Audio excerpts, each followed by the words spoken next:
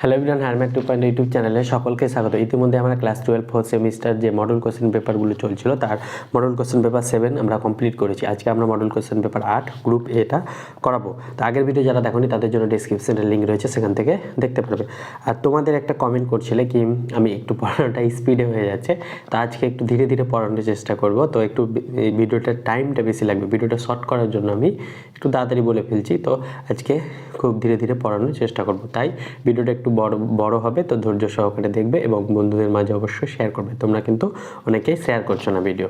তো চলো আমরা গ্রুপ এ আজকে আমরা স্টার্ট করি। এক নাম্বারটা কি বলছে, দুটি একক ভেক্টরের অন্তরের মান √3 হলে আমরা ধরে নিব, ধরি এ ও বি হলো দুটি একক ভেক্টর। তাহলে এ আর বি যদি একক ভেক্টর হয় তাহলে মড অফ এ কত হবে? 1 হবে। আর মড অফ বি কত হবে? মড অফ বিও 1 হবে, যেহেতু এরা একক ভেক্টর। এবার বলেছে এদের অন্তরের মান যদি √3 হয় তাহলে mod of A minus b, এদের অন্তরের মান যদি √3 হয়। মড কেন? কারণ কি দুটোর অন্তর বলেছে, এ মাইনাস বি অথবা বি মাইনাস এ, তাই আমরা একবারে মড নিয়ে নিয়েছি। তাহলে এদের অন্তরের মান যদি √3 হয় তাহলে ভেক্টর দুটির সমষ্টি একটি একক ভেক্টর হবে, সেটা দেখাতে হবে। মানে mod of a plus b সমান 1 হবে, এটা দেখাতে হবে আমাকে। তাহলে এটা কি করে দেখাবো? আমরা এখান থেকে উভয় পক্ষকে যদি বর্গ করি তাহলে কি পাবো? এ মাইনাস বি তার whole square is equal to √3 তার স্কোয়ার। তাহলে এটাকে ভাঙলে কি পাবো?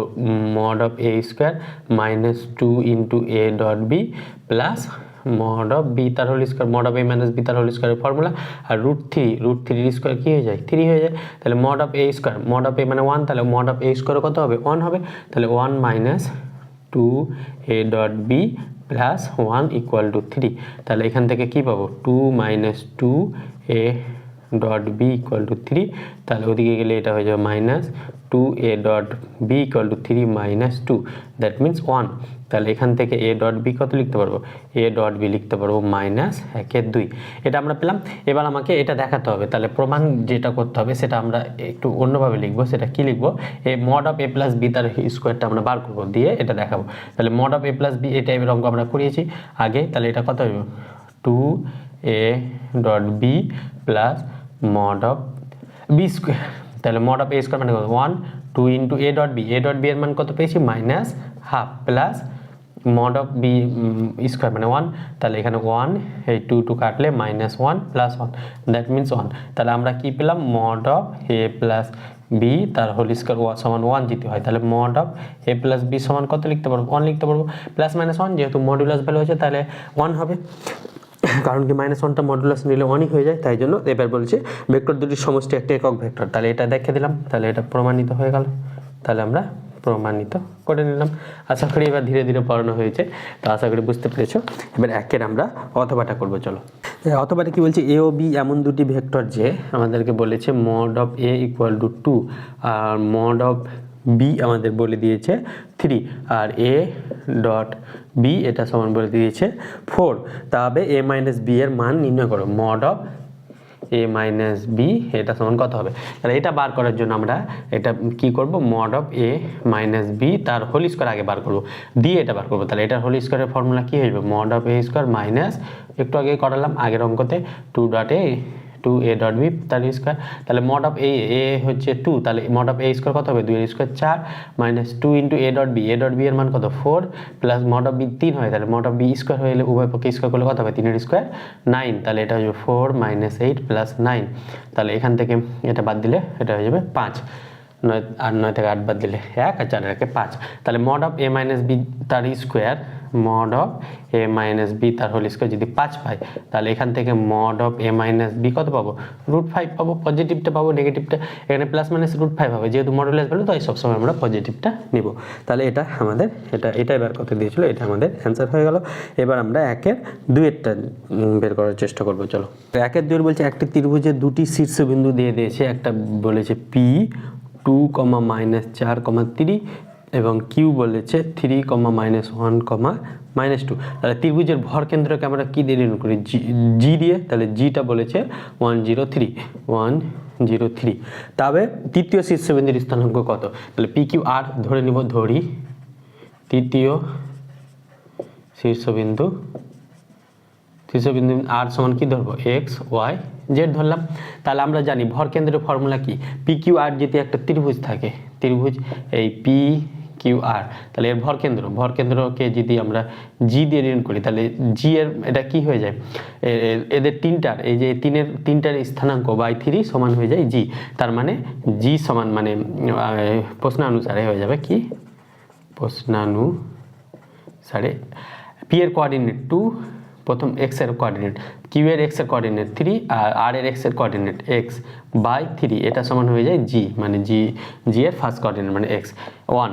এটা এবার অনুরূপভাবে -4 এটা ভর কেন্দ্রের ফর্মুলা হয়ে যায়, মানে x1 x2 x3 x1 plus x2 plus x3 equal by 3 equal to এই জি এর কোঅর্ডিনেটগুলো হয়ে যাবে। তাহলে এটা -4 এখানে ছিল -1 প্লাস ওয়াই বাই 3, এটা সমান কত বলেছে 0। আরেকটা পাবো 3 - 2 plus z by 3 z by 3 সমান 3 পাবো। এটা ভর কেন্দ্রের ফর্মুলা মনে রাখবে। তাহলে এখান থেকে আমরা এক্স এর ভ্যালুটা বের করবো 3 2 5 প্লাস এক্স ইকুয়াল টু এটা কোনাকুনি গুণ করলে 3 কে 3, তাহলে এক্স সমান কত পেয়ে যাবো -2। অনুরূপভাবে এখানে -5 প্লাস ওয়াই, 3 এর সঙ্গে 0 গুণ করলে 0, তাহলে ওয়াই সমান পেয়ে গেলাম 5। অনুরূপভাবে এখানে 3 - 2 1 প্লাস জেড ইকুয়াল টু 3 3 কে 9, তাহলে জেড সমান 9 - 1 তাহলে 8। তাহলে এক্স ওয়াই জেড ভ্যালু পেয়ে গেলাম। তাহলে আর এর স্থানাঙ্ক কত হবে -2 5 আর 8, তাহলে এটাই আমাদের অ্যান্সার হয়ে গেল 1 2-এরটা। এবার আমরা 1 2-এর অথবাটা করবো। চলো 1 2-এর অথবা কি বলছে, কোনো বিন্দুর অবস্থান ভেক্টর হলে একটা অবস্থান ভেক্টর দিয়ে দিয়েছে i ক্যাপ 2 j ক্যাপ, ওই বিন্দুগামী যে সরলরেখা এত সরলরেখা দ্বয়ের উপর লম্ব তার ভেক্টর সমীকরণ নির্ণয় করতে হবে। তাহলে চলো এটা কীভাবে করি। আমাদেরকে দুটো সরলরেখা দিয়ে দিয়েছে, একটা হচ্ছে 2x - 1/4, একটা হচ্ছে 3y + 5/2, আর একটা হচ্ছে 2 - z/3। আর একটা সরলরেখা দিয়েছে x/-3 y/2 আর z/5। তাহলে এটা প্রতিসম আকারে লেখা নাই, তাহলে এটা প্রতিসম আকারে বা সিমেট্রিক প্রতিসম আকারে যদি সাজাই তাহলে এখান থেকে এটা কত হয়ে যাবে x-1/2/4/2, মানে এই 2 কমন নিয়ে নিচে চলে আসবে। তাহলে এখানে যদি 3 কমন নিই তাহলে কয় করে থাকবো y5/3/2/3। এখান থেকে এখানে -z-2/-3 নিয়ে নিই, নিচে মাইনাসটা নিয়ে যায়, তাই এটা যেমন ছিল তেমনই থাকবে। তাহলে এখান থেকে কত পাবো x এত 4/2 মানে 2 equal y plus 5/3 into 2/3 equal to z-2/-3। এটা আমরা পেলাম।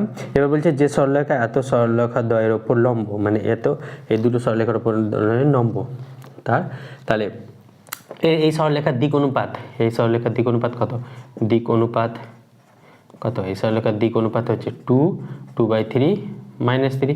তাহলে দিক ভেক্টর কত হবে, এর দিক ভেক্টর হয়ে যাবে, দিক ভেক্টরকে আমরা d1 দিয়ে যদি ডিনোট করি তাহলে এটা হয়ে যাবে 2i cap plus 2/3 j cap -3 k cap.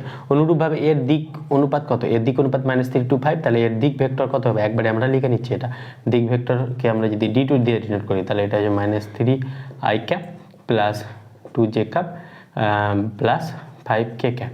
এবার আমরা কি করব, d1 ক্রস d2 বের করব, কারণ এদের লম্ব ভেক্টর বলেছে। তাহলে d1 ক্রস d2 এটা কত হবে i cap j cap k cap.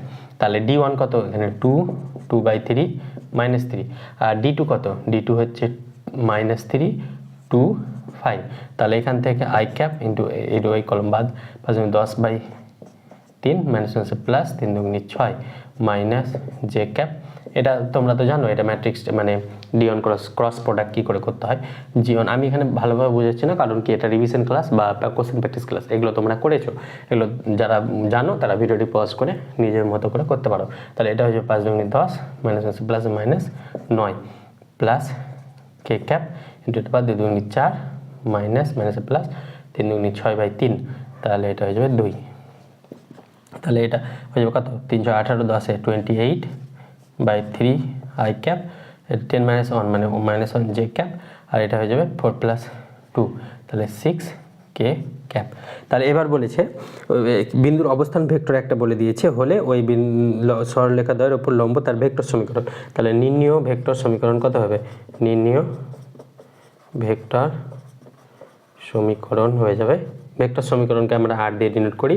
তাহলে বিন্দুটা কি বলেছে, -i cap plus 2j cap plus k cap into T into এই দিক অনুপাতের যেহেতু লম্ব বলেছে তাহলে তাদের দিক অনুপাত ক্রস প্রোডাক্ট এটা সেম হয়, তাহলে মাইনাস এত প্লাস 6k। তাহলে এটা আমাদের অ্যান্সার। টিটা কি, টিটা প্যারামিটার লিখে নেবে।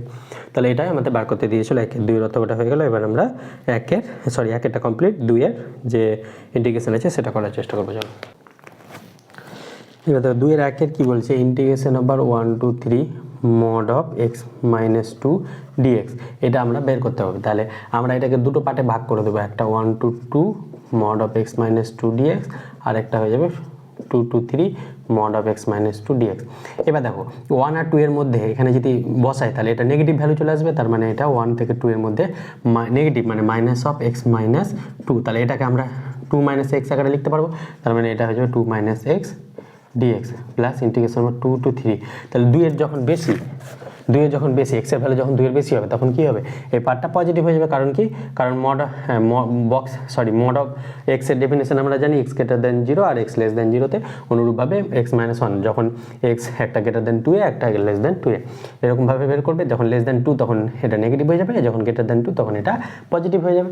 তাহলে এটা ইন্টিগ্রেশন করলে কত হবে, 2x minus x square by 2 লিমিটটা কত 1 থেকে 2 প্লাস এটা ইন্টিগ্রেশন করলে x square minus 2 into 2x লিমিটটা কত 2 থেকে 3। তাহলে এটা করলে কত হবে 2 2 4 মাইনাস 2 এর স্কোয়ার বাই 2 মানে 2। এটা পেলাম প্রথমটা, মাইনাস অফ 1 বসালে 2 মাইনাস হাফ প্লাস এখানে যদি 3 বসাই 3 এর স্কোয়ার 9 9 বাই 2 মাইনাস 3 2 6 মাইনাস এটা 2 বসালে 2 এর স্কোয়ার 4 বাই 2 মানে 2 মাইনাস 4। তাহলে এতগুলো পেলাম। তাহলে 4 মাইনাস 2 এখানে হয়ে যাবে minus 2 minus minus plus half plus 9 by 2 minus 6 minus 2 plus 4। তাহলে এখান থেকে এই 2 কাটলো, এখান থেকে আর কিছু কাটছে না। তাহলে এখান থেকে নিই হাফ প্লাস 9 বাই 2 আর এটা হয়ে যাবে 6 7 8 8 থেকে 4 বাদ দিলে মাইনাস 4। তাহলে 2 লসাগু করলে 1 প্লাস 9 মাইনাস 4 2 8। তাহলে 9 10 থেকে 8 বাদ দিলে 2, তাহলে 2 বাই 2 সমান 1। তাহলে এই ইন্টিগ্রেশনের ভ্যালুটা এলো 1। আমাদের এই ক্যালকুলেশনটা দেখে নেবে। এবার অথবাটা আমরা এখানে করে নিই। অথবাটা আমাদের কি বলেছে, integration over 1 to 2 x e to the power x dx। তাহলে এটা তো ফর্মুলা ইউ ভি। তাহলে এটা যদি ইউ ধরি আর এটা ভি ধরি তাহলে ইউ স্থির, ভি এর ইন্টিগ্রেশন কত e to the power x minus integration x এর ডেরিভেটিভ কত 1 আর e to the power x এর e to the power x dx।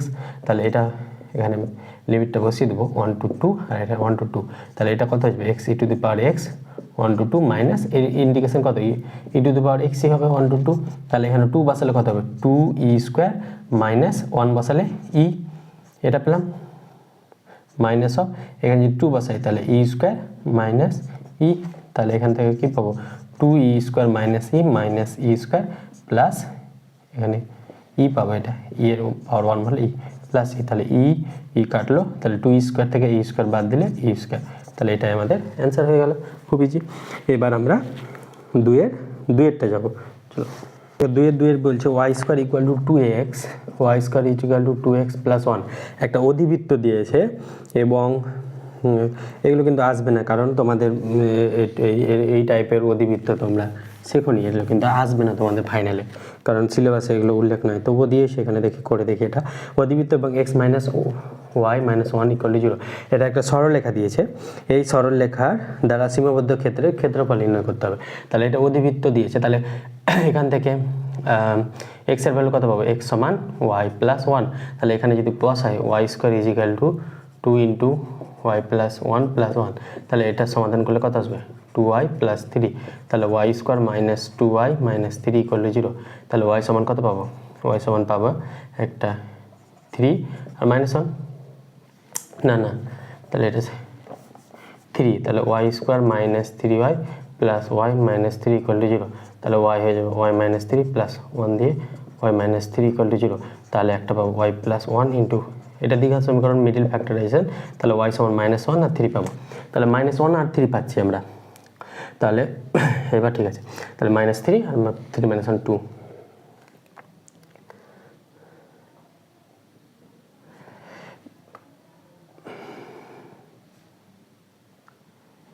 Y সমান এটা পেলাম। এবার এক্সে যদি এখানে ওয়াই সমান ওয়াই যখন -1 তখন এক্স কত, তখন এক্স হয়ে যাবে -1 + 1 0। আর ওয়াই যখন 3 তখন এক্স কত হয়ে যাবে 4। তাহলে এগুলো এই এক্সের আমরা রেঞ্জ পেয়ে গেলাম, ওয়াইয়ের রেঞ্জ পেলাম। তাহলে ক্ষেত্রফল কী হবে, ক্ষেত্রফল হয়ে যাবে সরলরেখা থেকে, এটা কিন্তু ছবিটা আঁকার চেষ্টা করবে তোমরা, দেখবে সরলরেখা থেকে, সরলরেখাটা কী ছিল y+1, তাহলে ওয়াই এক্সের ভ্যালু কী ছিল y+1 থেকে আমরা বাদ দেবো -1 থেকে 3। এখান থেকে যদি এক্সের ভ্যালু বের করি তাহলে এক্সের ভ্যালু কত হয়ে যাবে y² -1/2 = x।